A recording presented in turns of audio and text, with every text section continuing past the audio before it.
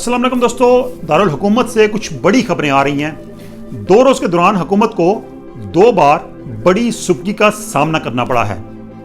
इत्तेहादी हुकूमत से कैसे दूर हो रहे हैं और वज़ीर आज़म सुप्रीम कोर्ट में पेश हुए, क्या हुआ, अहम तरीन तफसीलात आपके साथ शेयर करेंगे आज की वीडियो में। मैं हूं सरफराज राजा, मौजूद है हमारे हमारे यूट्यूब चैनल पर।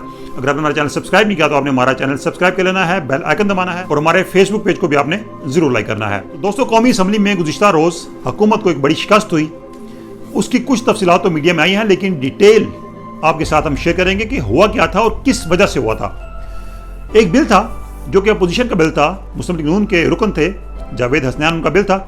बिल दरअसल ये था कि जो अरकान असम्बली लोटे होते हैं, यानी कि जो पार्टी वफादारियाँ बदलते हैं, उनकी नाअहली के लिए बिल था कि उनको नाअहल करार दिया जाए। ये तहरीक ईवान में पेश हुई, तो जब इस पर वोटिंग हुई तो हुकूमत हार गई। काउंटिंग जब की गई तो 104 अरकान हुकूमत की हिमायत में थे, जबकि 117 अपोजिशन की हिमायत में थे, यानी कि बिल पेश करने की हिमायत में थे। तो यूं एक बड़ी शिकस्त थी। अमूमन ऐवान में ऐसा होता नहीं है कि हुकूमत को किसी बिल पर शिकस्त हो, और अगर शिकस्त होती है तो ये हुकूमत के लिए एक बहुत बड़ा धचका होता है और एक अदम एतमाद इखलाकी तौर पर हुकूमत के लिए होता है। तो हुकूमत की अक्सरियत के बावजूद पार्लियामेंट में अपोजिशन का बिल उसको पेश करने की इजाज़त मिल जाना, यह हुकूमत की एक बड़ी शिकस्त थी। उसके बाद क्या हुआ? उसके बाद दोस्तों ये हुआ कि पार्लियामेंट का मुश्तरका इजलास तलब किया गया था जुमेरात के रोज़। अब होता क्या है कि कोई भी बिल जो असम्बली से पास हो, कौमी असम्बली से, उसको सेनेट में भी पास होना ज़रूरी होता है। इसी तरह जो बिल सेनेट से पास हो उसको असम्बली से पास होना ज़रूरी होता है, यानी कि किसी भी बिल का दोनों ऐवानों से मंजूर होना ज़रूरी होता है। लेकिन अगर कोई बिल किसी एक ऐवान में मंजूर हो और दूसरे ऐवान से मंजूर ना हो सके तो उसको फिर पार्लियामेंट के मुश्तरका इजलास में पेश करना होता है और वहाँ से उसकी मंजूरी लेनी पड़ती है। अब कई बिल हुकूमत के थे जो कि असम्बली से पास हुए थे लेकिन सेनेट से पास ना हो सके थे। उसमें जो अहम तरीन बिल थे वो थे, एक तो EVM, आपने सुना होगा, इलेक्ट्रॉनिक वोटिंग मशीन, बड़ी हुकूमत उसकी हमायत करती है, उसके हक में दलाल देती है। और एक बिल था नैब ऑर्डिनेंस के हवाले से। तो अब ये दोनों बिल जो थे ये 29 बिलों में शामिल थे जो कि पार्लियामेंट के मुश्तरका इजलास में पेश होना थे।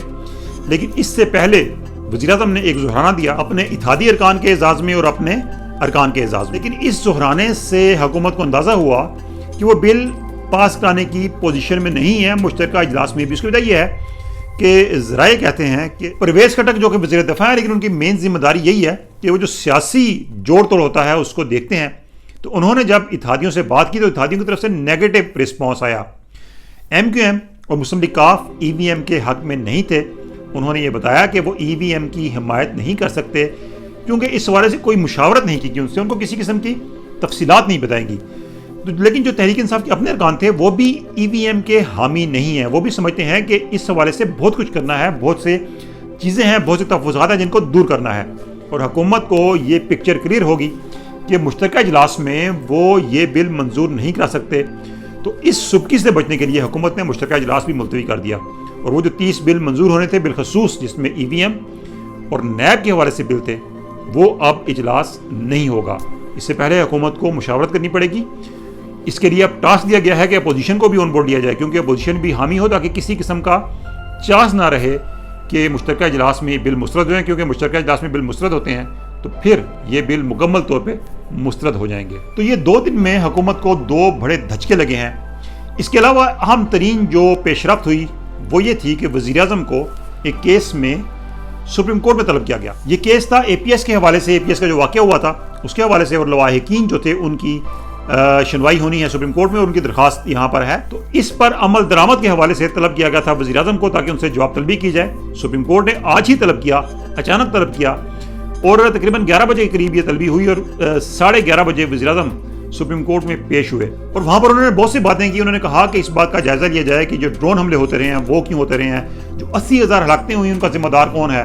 तो इस पर सुप्रीम कोर्ट ने कहा कि आप वज़ीर आज़म हैं, ये पता लगाना आपका काम है। बहरहाल सुप्रीम कोर्ट से वज़ीर आज़म ने पूछा कि आप बताएं हम क्या कर सकते हैं, अब हमें जो डायरेक्शन देंगे उस पर अमल दरामद करेंगे। तो सुप्रीम कोर्ट ने कहा कि इस हवाले से डायरेक्शंस आ चुकी हैं, इस हवाले से इन्वेस्टिगेशन हो चुकी है, रिपोर्ट पर अमल दरामद का मामला है कि जो जिम्मेदारान हैं उनके खिलाफ कार्रवाई होनी चाहिए। तो वज़ीर आज़म ने यकीन दहानी कराई कि इस हवाले से जो भी हुकूमत की जिम्मेदारी होगी हुकूमत पूरी करेगी, और जो अदालती कार्रवाई थी वो 4 हफ्ते के लिए मुलतवी कर दी गई। वज़ीर आज़म जो सामने का गेट है जहाँ पर अमूमन لوگ سپریم کورٹ میں جاتے ہیں وہاں سے نہیں آئے، بلکہ جو ججز کا گیٹ ہے، جو پیچھے سے راستہ آتا ہے سپریم کورٹ کی بلڈنگ میں، وہاں سے آئے، کورٹ روم نمبر 1 میں گئے جہاں پر چیف جسٹس کی عدالت ہوتی ہے، اور وہاں پر انہوں نے اپنی اسٹیٹمنٹ دی، اپنا جو بیان تھا انہوں نے دیا، اور اس کے بعد جو عدالت کی کارروائی تھی وہ ملتوی ہوگی۔